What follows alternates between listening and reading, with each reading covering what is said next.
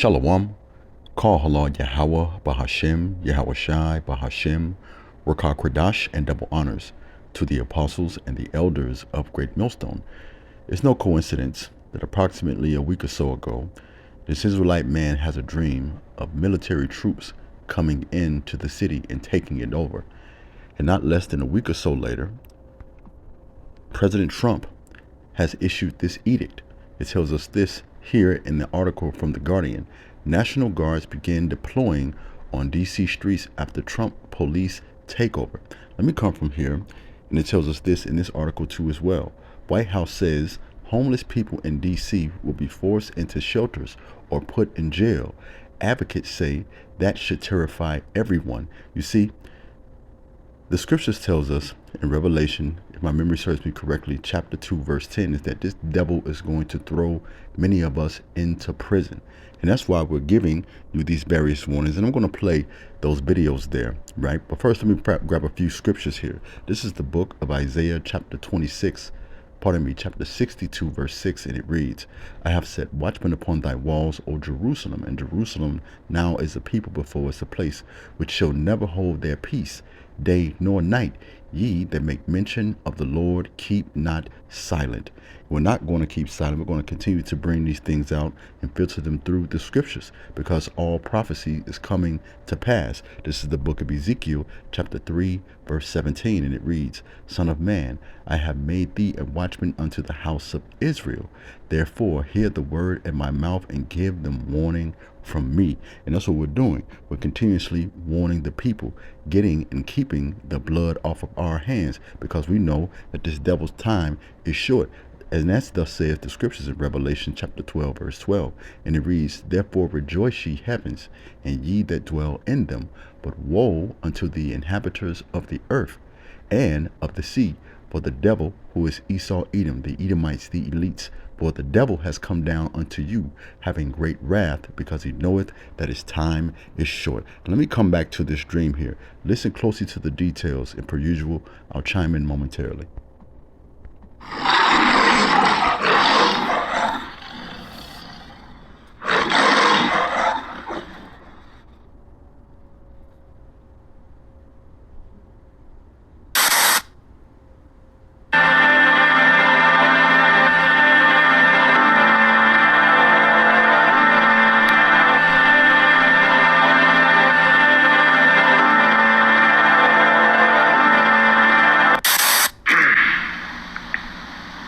So I've been having like the wildest dreams lately.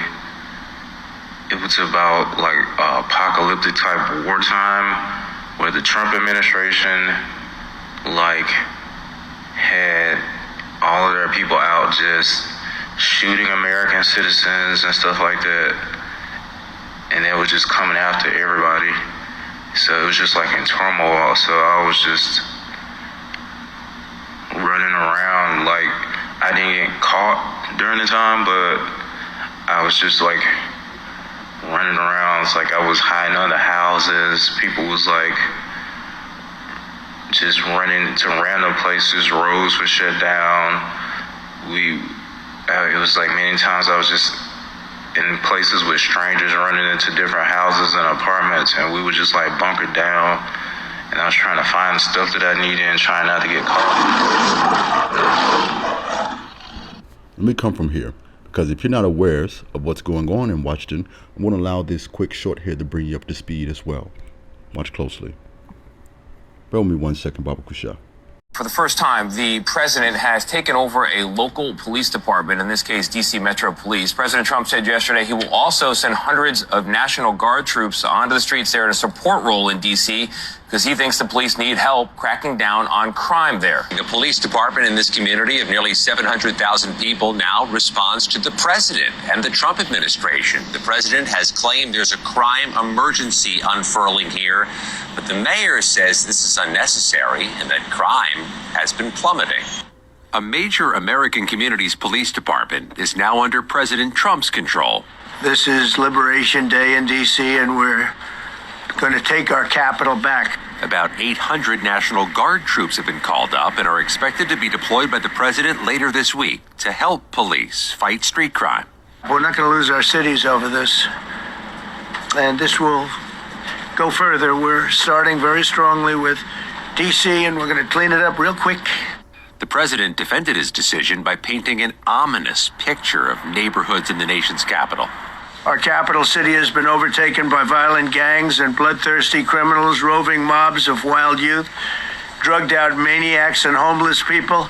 D.C.'s mayor countered with new crime data showing violent crime has dropped 26% from this time last year, with homicides and robberies down too. But she acknowledged the president is within his rights to make these moves since D.C. is not a state.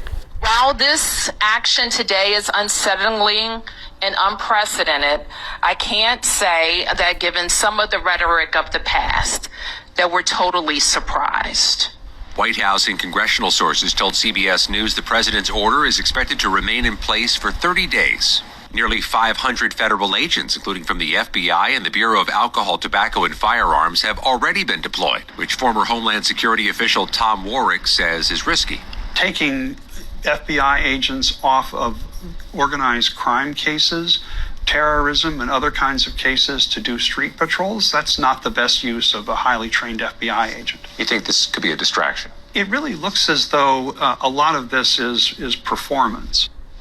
The president has also threatened to expand his crackdown on crime in other U.S. cities. He named Chicago, Baltimore, Los Angeles, New York, and Oakland, but the president doesn't have the same authorities in those cities that he has in D.C. And Gail, the Democratic mayors and governors in those communities are already pushing back hard on that idea. Let's stop there. And if you were listening closely, he said that this president currently has more plans to expand this current act in several other cities. But as I was listening to this information, my mind started to wonder, right? And I asked Google this question: how many National Guards are there? Now, it states here, just as in a brief overview, that's 430,000 troops. So I just wanted to divide that by the 50 states that we currently have, right? So he has the ability, if he wanted to send 8,600 troops to all 50 states, all right? Just just some quick information, but nevertheless, let's get back to the scriptures. Let's go from here to 2nd Ezra, the 15th chapter. And let me start at the first verse, and I'll come back down to the 14th verse. And it reads this: 2nd Ezra chapter 15, verse 1 and 2.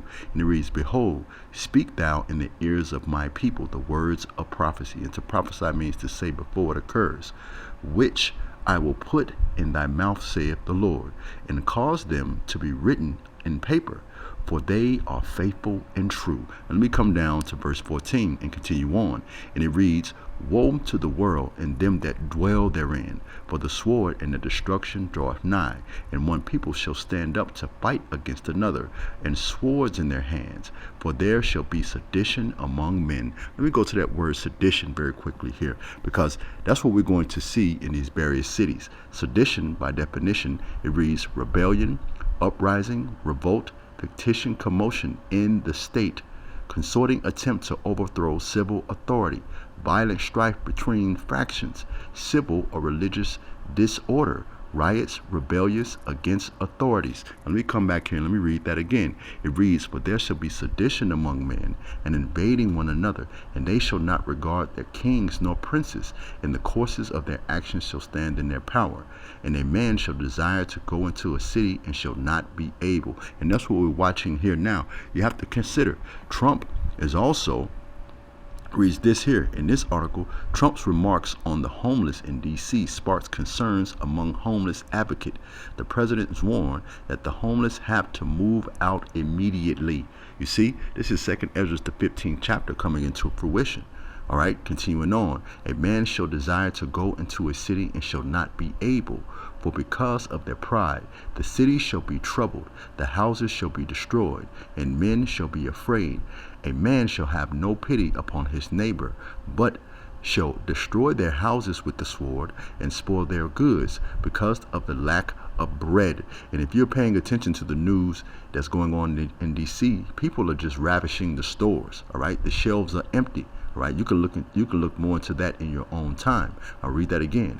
"For a man shall have no pity upon his neighbors, but shall destroy their houses with the sword and spoil their goods because of the lack of bread and for great tribulation. You see, what we're witnessing here, what's happening in Washington, D.C., these things are just the beginning of birth pains. But for those of us who are of the hope of the elect, we're watching as well as praying. And should we be of that number, the Lord will protect and deliver us. Call halal Yahweh, Bahashem, Yahweh Shai, Bahashem, Rakak Radash. Shalom.